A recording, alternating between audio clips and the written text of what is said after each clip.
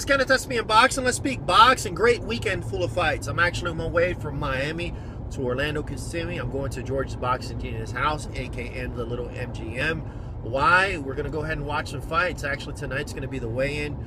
Adrian the Problem Broner, two-time Keith Thurman, they're weighing in. Go ahead, friend request, subscribe. There's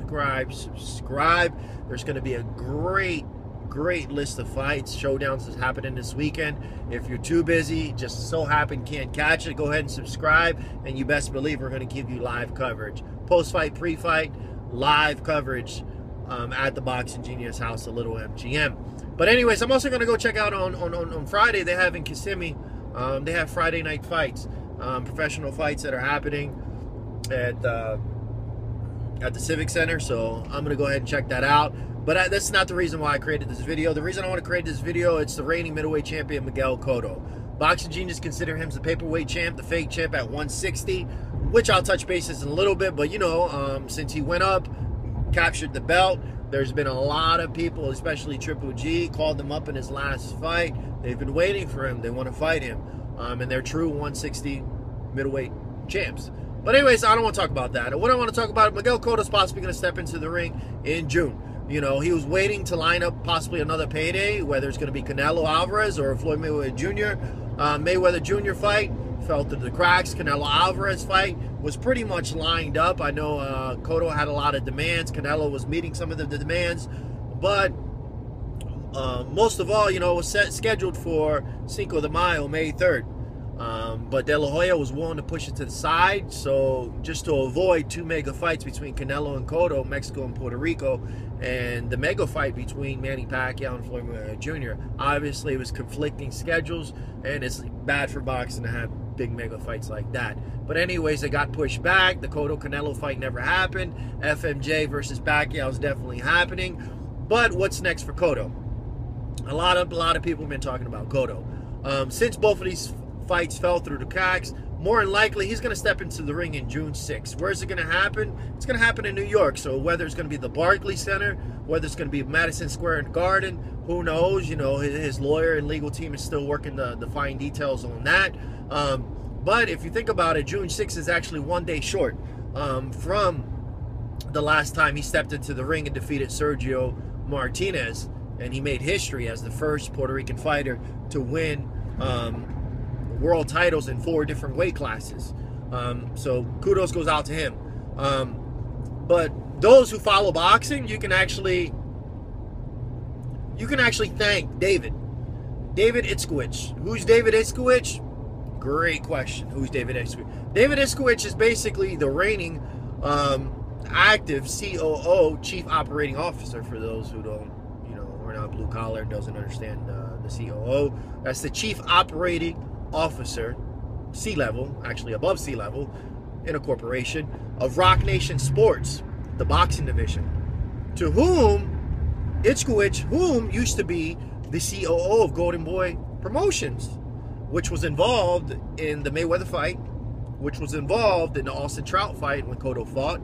Obviously, he lost both of those fights. But anyways, to whom Itzkowicz was able to strike a deal. He's always been looking at Miguel Cotto, interested in Miguel Cotto, strike a deal, multi-year, multi-fight deal with Rock Nation Sports, the boxing division. Now, Miguel Cotto, yes, he's 34 years old, 43 fights, 39 wins, 32 coming from KOs with 4 losses. From the likes of, the losses came from Margarito, which, you know, hand wrap scandal, which I think he used the hand wraps for, Manny Pacquiao, Austin Trout, and Floyd Mayweather Jr. himself. 4 losses, but he still has some juice in the tank. He signed a multi-million-dollar deal. If that, I know that the details aren't there, but I'll go ahead and capture the details for you. But a multi-fight deal with Rock Nation to go ahead and take place. Now, the fight itself, I have to go check out this fight. I definitely gonna have to check out this fight if it happens in New York, especially if it happens in the Barclays Center. I want to see what's going on in Barclays Center. I've been wanting to go to Barclays Center for quite some time. Who is Miguel Cotto more likely probably going to fight? You know, a lot of people have been talking, you know, Amir Khan's calling out Cotto. I don't think that fight's going to happen. If Amir Khan comes up to 154 and fights Miguel Cotto, yes. I'm a huge Amir Khan fan. I've been saying it for years. I'm a huge Amir Khan fan, and stylistically, I think he has what it takes to step into the ring and give Floyd Mayweather Jr. some problems. Matter of fact, I think he can beat Floyd Mayweather Jr. I think Arizlan Dilata can step into the ring and beat Floyd Mayweather Jr. But anyways, besides the point, if Amir Khan goes up to 154, stylistically, I know he looked good against Austin Trout. I know he looked good. He's getting better and better. But someone at 154, Amir Khan, yes, he came into the ring weighing close to 160, so I know he can carry the weight. But stylistically, I think Cotto's going to give him some problems. I think Cotto will get Amir Khan some problems, and that's not the fight you want, man. That's definitely not the fight you want. But anyways, there's been a lot of people been calling him out. You know, he has a possibility of possibly fighting Brandon Rios. That's a shit fight. Timothy Bradley, that'll be an interesting fight, but that's a fight that I definitely don't want to see. I want to see the Canelo Alvarez fight. That'll be the next biggest fight besides the the Cotto versus Floyd Mayweather Jr. But I'm more likely he's probably going to fight K9 for a title shot at 154, or probably 160. I'm not sure. Whatever they're going to negotiate. But anyways, guys, let me know what you guys think. I think this is good for boxing. I think Cotto's small. I mean, he's smart. He has a lot of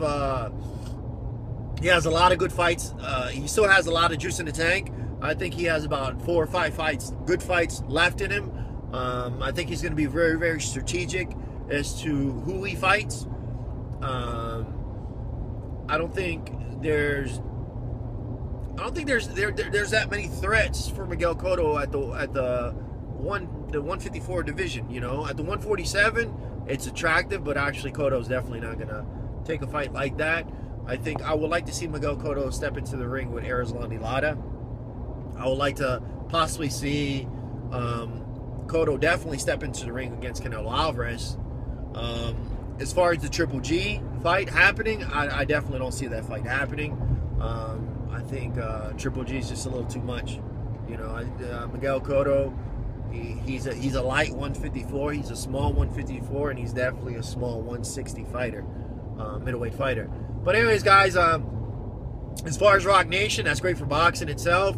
You know, Miguel Cotto was working with Top Rank. 2 fights that he did line up with Top Rank. He went ahead and moved his business to Rock Nation. Rock Nation, this is actually the second major star fighter that they went ahead and signed. The first one, obviously, those who know, Andre Ward was the first one that Rock Nation Sports boxing division went ahead and signed.